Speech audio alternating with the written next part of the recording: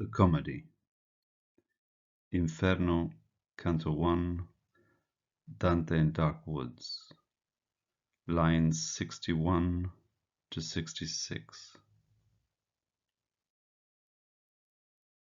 Section 3. Dante meets Virgil.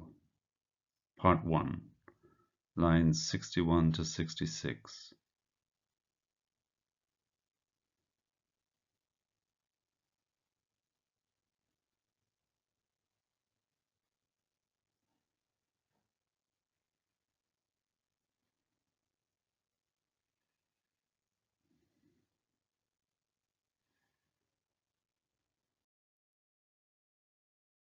As I stumbled headlong, the wolf on my track, in the gloom, by a tree I came on a man.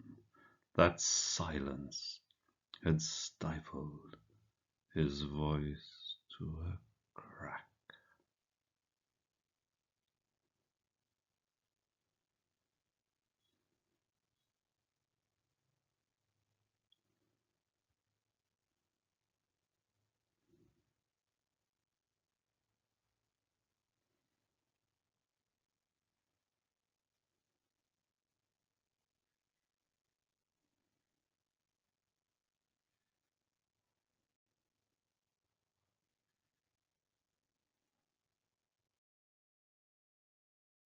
When I made him out in dark woods as I ran, I shouted aloud, "Be whoever you may, phantom or flesh, pity me please if you can."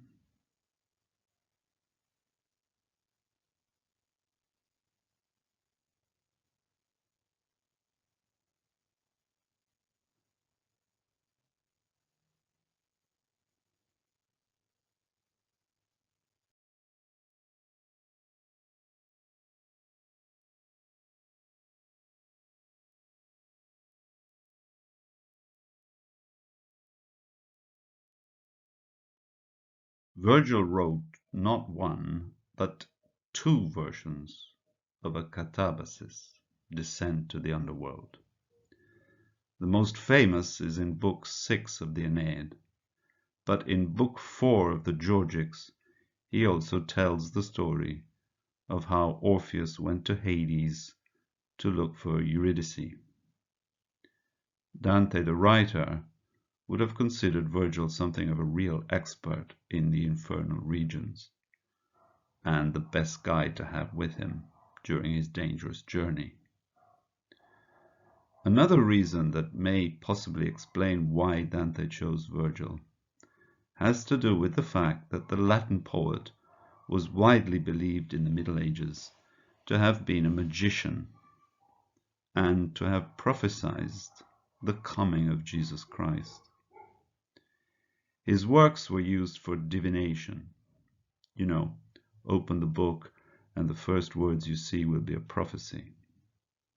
Then, in his fourth eclogue, Virgil also speaks about the new birth of a great cycle of periods, about the return of the Maid, the Virgin Mary, about how a new generation will soon come down from heaven at that boy's birth, Jesus Christ's, when the iron race shall begin to cease and a new golden age of Saturn to arise all over the earth.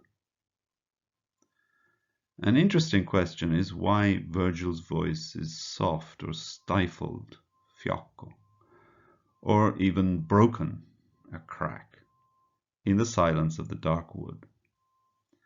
Might that be because Dante feels that classical culture, apparently so important to him, has been suffocated in his time?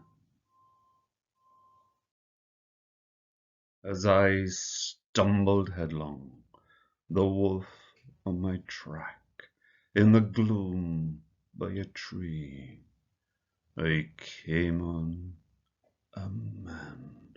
That silence had stifled his voice to a crack when I made him out in dark woods as I ran. I shouted aloud, "Be whoever you may, phantom or flesh, pity me, please, if you